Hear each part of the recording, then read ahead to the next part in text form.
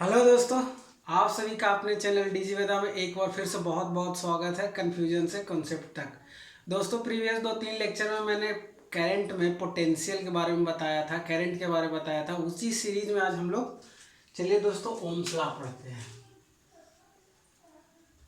Ohm's law के बारे में आज हम लोग डिटेल में जानेंगे दोस्तों। इसके बारे में जानेंगे कि एक्चुअली इसका यूज क्या है। जैसे ओम्स लॉ का प्रैक्टिकल यूज कहाँ पे होता है, इलेक्ट्रिकल इंडस्ट्री में इसको कैसे यूज किया जाता है। इसलिए हमारे ये मतलब सिलेबस में रखा गया है, क्योंकि बिना यूज के कोई चीज़ तो रखा नहीं जाता है। तो चलिए दोस्तों, स्टेटमेंट में ओम्स लॉ का स्टेटमेंट क्या है, इसमें जाने से पहले इसको हम लोग समझते हैं कि प्रैक्टिकली होता क्या है। देखिए दोस्तों, एक्चुअली में जो ओम्स लॉ होता है वो पोटेंशियल डिफरेंस, करंट और रेजिस्टेंस के बीच में एक रिलेशन होता है, जिसको ओम्स नाम के साइंटिस्ट ने 1827 ईस्वी में दिया था। इसीलिए इसको ओम्स लॉ बोला जाता है। ठीक है, वो एक जर्मन फिजिसिस्ट थे ओम्स, उन्होंने दिया था 1827 ईस्वी में। अब देखिए, अब ओम्स लॉ को समझने के लिए मैं कुछ प्रैक्टिकल एनालॉजी आप लोग को बताता हूँ, जिससे आप लोग को समझने में आसानी हो कि what does actually it's means, मतलब इसका रियल मीनिंग क्या होता है। देखिए, जैसे देखिए, हम लोग चलते हैं, ठीक, हम लोग चलते हैं तो क्या होता है, हम लोग चलते हैं तो फ्रिक्शन लगता है। ठीक, जब हम लोग ये चलते हैं सरफेस पे तो क्या होता है, फ्रिक्शन लगता है। मतलब कि जब हम लोग चलते हैं तो एक रेजिस्टेंस पैदा होता है, रेजिस्टेंस पैदा होता है जो हम लोग को चलने से, वो रेजिस्टेंस है लेकिन हम लोग को चलने में क्या करता है, हेल्प करता है। वैसे ही देखिए, जैसे रोड पे कार चलता है, रोड पे कार चलता है तो क्या होता है, जैसे कार चल रहा है, ठीक है, तो क्या होता है, हवा जो है इसको रोकता है। यहाँ पे रोड और टायर के बीच जो फ्रिक्शन भी लग रहा है, लेकिन यहाँ पे हवा भी उसको रोकता है। इसको क्या बोलते हैं, ड्रैग फोर्स बोलते हैं। इसको क्या बोलते हैं दोस्तों, इसको बोलते हैं ड्रैग फोर्स। अब पानी में जब शिप चलता है तो वहाँ पे भी देखते होंगे कि पानी में जैसे भरा हुआ शिप चलता है तो वहाँ पे भी क्या होता है, हम लोग को ऑटोमेटिक मशीन लगाना पड़ता है, जिस कारण से पानी में चलने में आसानी हो। मतलब यहाँ पे भी एक रेजिस्टेंस है, तो यहाँ भी देख रहे हैं एक रेजिस्टेंस है, यहाँ भी देख रहे हैं एक रेजिस्टेंस है। तो इस तरह से आप लोग देख सकते हैं कि कोई भी जो प्रैक्टिकल चीज़ है उसमें एक ना एक रेजिस्टेंस होता है, जो कोई भी जो प्रोसेस हो रहा है उसको क्या करता है, वो उसको अवरोध पैदा करता है उसको होने में। वही सेम चीज़, यही सेम एनालॉजी यहाँ पे समझिए। देखिए, अब आते हैं ओम्स लॉ पर, एक्चुअली इसका मीनिंग क्या है। ओम्स लॉ का मतलब होता है कि किसी भी करंट कैरिंग कंडक्टर में उसका जो पोटेंशियल डिफरेंस है वो करंट के डायरेक्टली प्रोपोर्शनल होता है। कब तक, जब तक उसका टेम्परेचर और जितना भी अदर फिजिकल क्वांटिटी वो सब सेम हो। जैसे देखिए, V is directly proportional to I, other physical quantity, other physical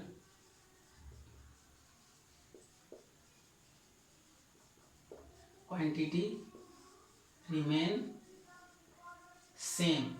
physical quantity में क्या हो गया दोस्तों, जैसे टेम्परेचर हो गया, प्रेशर हो गया, ह्यूमिडिटी हो गया, ये सारा हम लोग चेंज नहीं करेंगे।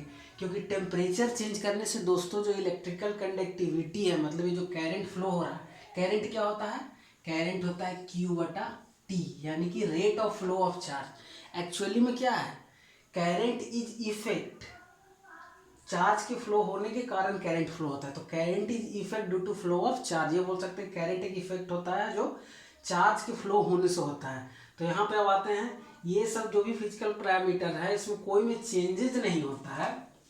इसको बिना चेंज किए जो V है, पोटेंशियल डिफरेंस है, इसको डेल्टा V भी लिख सकते हैं। जो पोटेंशियल डिफरेंस है वो डायरेक्टली प्रोपोर्शनल किसके होता है दोस्तों, वो करंट के डायरेक्टली प्रोपोर्शनल होता है। अब जब हम लोग पहले भी 9th क्लास में पढ़ चुके हैं कि जब कोई प्रोपोर्शनलिटी कांस्टेंट हटाते हैं तो जब ये सिंबल हटाते हैं तो कांस्टेंट आता है। ठीक, तो वही जो कांस्टेंट आया इसको हम लोग बोलते हैं रेजिस्टेंस। क्या बोलते हैं, रेजिस्टेंस। रेजिस्टेंस, जिसको हिंदी में क्या बोलते हैं दोस्तों, प्रतिरोध। हिंदी में इसको क्या बोलते हैं, प्रतिरोध। तो यही रेजिस्टेंस है। इसको देख लीजिए क्या हो जाएगा, V/I इक्वल टू क्या हो गया, कांस्टेंट। ठीक, V/I इक्वल टू क्या हो गया, R कांस्टेंट। तो V इक्वल टू IR, यही है क्या आपका दोस्तों, यही है आपका, लिख लीजिए अपने नोटबुक में, ओम्स लॉ। ठीक है, ये क्या है दोस्तों, ओम्स लॉ। पोटेंशियल डिफरेंस है वो क्या, करंट, यानी कि आप देखिए इसको ग्राफ में समझते हैं कि ग्राफ से इसको कैसे समझ सकते हैं। जब हम लोग ग्राफ प्लॉट करते हैं पोटेंशियल डिफरेंस का, एक्स एक्सिस में जो रहता है वो आपका करंट रहेगा आई, और वाई एक्सिस में पोटेंशियल रहता है, ठीक है। तो जैसे जैसे मान लिया हम लोग 1 एम्पियर का धारा प्रवाहित हुआ, 1 एम्पियर, ठीक। इधर 1 एम्पियर हम लोग 1 वोल्ट क्या दिए, क्या टेम्परेचर दिए, तो इसको इसको ऐसे मैच करेंगे, ठीक, क्योंकि डायरेक्टली प्रोपोर्शनल है, जितना ये चेंज होगा उतना ही ये चेंज होगा। इसका मतलब यही होता है, डायरेक्टली प्रोपोर्शनल का मतलब है कि जितना हम लोग पोटेंशियल डिफरेंस चेंज करेंगे उतना करंट भी चेंज होगा। करंट चेंज होने का मतलब क्या है कि जब पोटेंशियल डिफरेंस हम लोग बढ़ाएंगे तो rate of flow of charge बढ़ेगा, फाइनली करंट बढ़ जाएगा, कि Q/T करंट होता है। तो इसको समझिएगा इनडायरेक्टली कि जब पोटेंशियल बढ़ा रहे हैं तो एक्चुअली में हम लोग रेट ऑफ फ्लो ऑफ क्या बढ़ा रहे हैं दोस्तों, चार्ज बढ़ा रहे हैं। तो इसको आप लोग अच्छे से समझिएगा कि rate of flow of charge बढ़ रहा है। अब देखिए वैसे ही क्या करेंगे, 2 वोल्ट कर देंगे, सेम कंडीशन 3 वोल्ट कर देंगे, यहाँ पे 3 एम्पियर हो जाएगा, 2 एम्पियर, फिर 3 एम्पियर एंड सो ऑन, इसी तरह से 2 वोल्ट और 3 वोल्ट। अब देखिए जिसका ग्राफ प्लॉट होता है वो लीनियर होता है, लीनियर होता है, यानी कि हर पॉइंट पे। अब जैसे 1 से मैं सीधा स्विच कर गया 2 पे दोस्तों, आप लोग बोल सकते हैं 2.5 भी हो सकता है, तो यहाँ पर 2.5 रख, यहाँ पर सॉरी 1.5 रखिए, तो 1.5 के करस्पॉन्डिंग जो आपका करंट आएगा उसी करस्पॉन्डिंग में करंट भी आएगा 1.5, यानी किसी भी पॉइंट पे लीजिएगा तो जब डायरेक्टली प्रोपोर्शनल होगा तो ये जो ग्राफ मिलता है वो स्ट्रेट लाइन होता है, स्ट्रेट लाइन होता है। बेसिकली जो एनसीईआरटी में आपका दिया हुआ है किसके लिए दिया है, नाइक्रोम के लिए। नाइक्रोम एक एलॉय होता है जो निकल प्लस क्रोमियम से मिलकर बना होता है, जिसको हम लोग इलेक्ट्रिकल हीटर में यूज करते हैं दोस्तों। तो ये भी आप लोग याद कर लीजिएगा, निकल प्लस क्रोमियम का एक एलॉय होता है जिसका हम लोग इलेक्ट्रिकल हीटर में यूज करते हैं। तो ये देख रहे होंगे प्रोपोर्शनलिटी कांस्टेंट का मतलब क्या होता है, इस ग्राफ से आप लोग एकदम सीधा समझ सकते हैं। एक बार फिर से समझिए, प्रोपोर्शनलिटी कांस्टेंट का मतलब होता है, डायरेक्टली प्रोपोर्शनल का मतलब होता है कि जब हम लोग करंट बढ़ाएंगे तो पोटेंशियल भी बढ़ेगा उसी रेशियो में। ऐसा नहीं कि करंट सॉरी पोटेंशियल बढ़ाएंगे तो करंट उसी रेशियो में बढ़ेगा, पोटेंशियल और बढ़ाएंगे तो करंट बढ़ेगा। इसी प्रोसेस को हम लोग बोलते हैं मैथमेटिकल टर्म में डायरेक्टली प्रोपोर्शनल टू आई। तो ये हो गया कि सबसे पहले मैंने बताया कि इसका फिजिकल सिग्निफिकेंस क्या था, उसके बाद इसका फॉर्मूला क्या होता है, फाइनली मैं बताया कि ओम्स लॉ क्या होता है। उम्मीद करता हूँ यहाँ तक आप लोग समझ गए होंगे। अब चलिए जो रेजिस्टेंस का यूनिट होता है, लास्ट में मैं आप लोग को आज बहुत ही इंटरेस्टिंग चीज़ एक बताने वाला हूँ, तो आप लोग लास्ट तक लेक्चर में बने रहिए, ताकि देखिए अब स्विच कर करके पढ़िएगा तो आप लोग को फ़ायदा नहीं होगा। छोटा लेक्चर मैं इसीलिए बनाता हूँ ताकि आप लोग ज़्यादा देर तक अगर नहीं पढ़ने का इच्छा है तो 10 मिनट में ही इंटरेस्टिंग एक टॉपिक आराम से सीख लीजिए, तो कम से कम उतने देर पूरे आप लोग अच्छे से पढ़ा कीजिए, इससे फ़ायदा होगा। देखिए अब मैं क्या बताता हूँ, V बराबर IR तो हो गया, ठीक है, V इक्वल टू IR, ये हो गया अपन का ओम्स लॉ हो गया, ठीक। यहाँ से एक बात और निकल के आता है, देखिए V divided by R equal to I भी बोल लिख सकते हैं, यानी कि जब हम लोग रेजिस्टेंस बढ़ेगा तो करंट घटेगा, ये तो ऑब्वियस सी बात है। अब एक वायर है, ठीक, वायर में होता क्या है एक्चुअली दोस्तों, वायर में कुछ नहीं, एक्चुअली में फ्री इलेक्ट्रॉन रहता है, वही मूव करता है। अब फ्री इलेक्ट्रॉन मूव करने के ही करंट पिक्चर में आता है। जब चार्ज इधर मूव कर रहा हो दोस्तों, तो मैंने फर्स्ट क्लास में बताया था, आप लोग मेरे साथ बताइए, जब चार्ज इधर मूव कर रहा है Q, तो करंट जो का डायरेक्शन होगा इधर होगा। ये अंडरस्टूड है, इसमें कोई आर्गूमेंट का कोई वो नहीं है कि इधर क्यों हो रहा है, ऐसा होता है, इसको मान लीजिए कन्वेंशनल थ्योरी है, ठीक है। तो जब चार्ज इधर मूव हो रहा है तो करंट इधर होता है। तो यहाँ से आप लोग को पता चलता है क्या कि जब रेजिस्टेंस ज़्यादा होगा तो करंट कम मूव करेगा, यानी कि रेजिस्टेंस ज़्यादा होने का मतलब है कि जैसे कॉपर वायर है, कंडक्टर की बात कर रहे हैं तो कॉपर वायर है, तो रेजिस्टेंस ज़्यादा होने का मतलब है कि जो इलेक्ट्रॉन है उतना फ्रीली पूरा मूव नहीं कर पाएगा, इलेक्ट्रॉन जो है फ्रीली मूव नहीं करवाएगा। किसमें, कैसे वायर में, जिसमें रेजिस्टेंस ज़्यादा हो। हालांकि कॉपर का रेजिस्टेंस उतना ज़्यादा नहीं होता है, सबसे बेस्ट इसका हम लोग यूज करते हैं, चीप एंड बेस्ट होता है। तो कोई दूसरा और भी आप मेटल ले सकते हैं। ओम्स लॉ जो है, ओम्स लॉ जो है वो डिफरेंट डिफरेंट मैटर के लिए जो ये आर है, हर मटेरियल के लिए अलग होता है। कॉपर के लिए आर अलग होता है, एल्युमिनियम के लिए आर अलग होता है, कॉपर के लिए अलग हुआ, एल्युमिनियम के लिए अलग होगा, सोडियम के लिए अलग होगा। हर का मतलब मेटल नॉन मेटल का हर का रेजिस्टेंस निकलेगा। कुछ ऐसे भी मटेरियल होता है जैसे लकड़ी, जिसमें करंट फ्लो नहीं होता है, तो इसका आर इतना ज़्यादा होता है कि उसमें हम लोग कितना भी पोटेंशियल डिफरेंस दे दे वो करंट फ्लो नहीं होगा। तो इसको आप लोग समझ सकते हैं कि आर जो है क्या है, एक मटेरियल का प्रॉपर्टी है। आर एक मटेरियल का प्रॉपर्टी है, एक मटेरियल का प्रॉपर्टी, यानी कि डिफरेंट डिफरेंट मटेरियल का डिफरेंट डिफरेंट रेजिस्टेंस होता है। जिसका कम रेजिस्टेंस होता है उसको हम लोग इलेक्ट्रिकल अप्लायंसेस यानी कि इलेक्ट्रिक सामान बनाते हैं उसमें हम लोग यूज करते हैं। अब देखिए हो गया कि ये V बराबर यानी कि जब करंट बढ़े, जब रेजिस्टेंस बढ़ेगा तो करंट घटेगा, इससे भी हम बोल सकते हैं।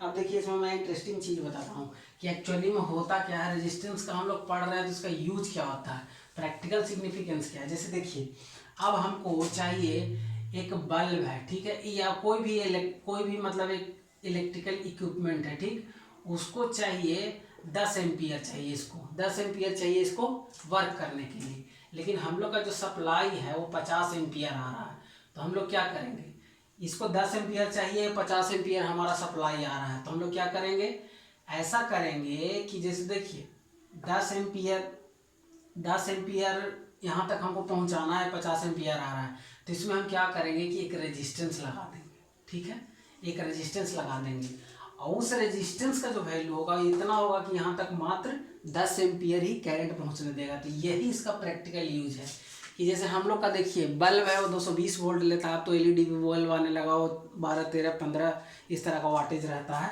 तो हम लोग का जिस तरह का रिक्वायरमेंट होता है उस तरह का हम लोग रेजिस्टेंस यूज करके जो करंट है उसको घटा बढ़ा सकते हैं। मतलब हम लोग को ज़्यादा करंट चाहिए तो उसके लिए अलग प्रोसेस होता है, कम करने के लिए हम लोग रेजिस्टेंस का यूज करते हैं। तो यही इसका प्रैक्टिकल यूज है, यही हमारे इसीलिए हमारे सिलेबस में है, क्योंकि इसको जब हम लोग को जैसा यूज करना होगा उस हिसाब से बनाने के लिए। अब देखिए बात आता है कि रेजिस्टेंस का यूनिट क्या होता है, तो हम लोग अब बात करेंगे कि what is the unit of resistance. तो यूनिट ऑफ रेजिस्टेंस के बारे में हम लोग बात करने वाले हैं। देखिए अब यूनिट ऑफ रेजिस्टेंस जो है आर को हम लोग क्या मेजर करते हैं, ओम में। ओम एक क्या है, ग्रीक वर्ड है, ओम में हम लोग मेजर करते हैं। ओम तो एक साइंटिस्ट है, ठीक, लेकिन इसका जो सिंबल होता है ये एक ग्रीक लेटर है, ग्रीक लेटर है, इसको हम लोग बोलते हैं ओम। ओम का ये सिंबल है, ऐसे देखिए इसको ओम बोलते हैं।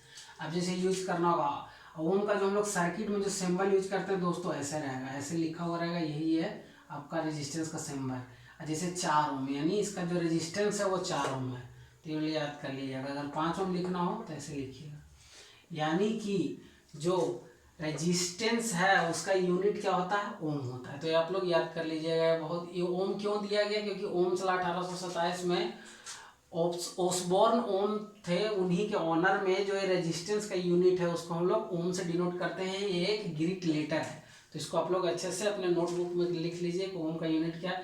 अब कई जगह पे किलो ओम भी लिखा रहता है, किलो ओम होता है। तो किलो का मतलब क्या होता है दोस्तों, 10⁻³ ओम, यानी कि जब ज़्यादा हमको, जैसे देखिए अब कहीं ऐसा हमको सप्लाई आ रहा है कि 10,000 वोल्ट हो और उसको 220 वोल्ट बनाना हो, तो ऐसे में तो ट्रांसफार्मर का यूज करते हैं, लेकिन छोटा यूज में हम लोग इसका भी यूज करते हैं।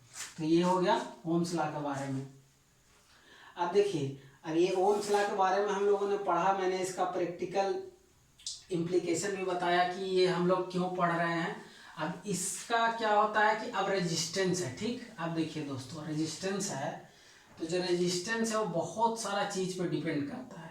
जैसे अभी तक तो मैंने बताया था कि अलग अलग कंडक्टर है उसका अलग अलग रेजिस्टेंस होता है। अब मैं बता रहा हूँ कि उसी के अंदर में जैसे अब कॉपर का हो गया, तो इसके अलावा इस पर कुछ फिजिकल क्वांटिटी है उस पर भी डिपेंड करता है। जैसे एरिया पे डिपेंड करता है, लेंथ पे डिपेंड करता है, फिर उसका जो मटेरियल है उस पर डिपेंड करता है। यहाँ तो मैं कॉपर बोल दिया तो कॉपर ही होगा, तो एरिया पे, लेंथ पे और फिर उस किस तरह का मटेरियल है उस पर जो डिपेंड करता है। यानी 3 चीज़ पे जो है रेजिस्टेंस डिपेंड करता है। टेम्परेचर भी करता है, टेम्परेचर पे भी करता है कि किस तरह टेम्परेचर बढ़ाने या घटाने से क्या होता है, रेजिस्टेंस चेंज होता है। तो ये वाला जो टॉपिक है उसको हम लोग अगले लेक्चर में देखेंगे।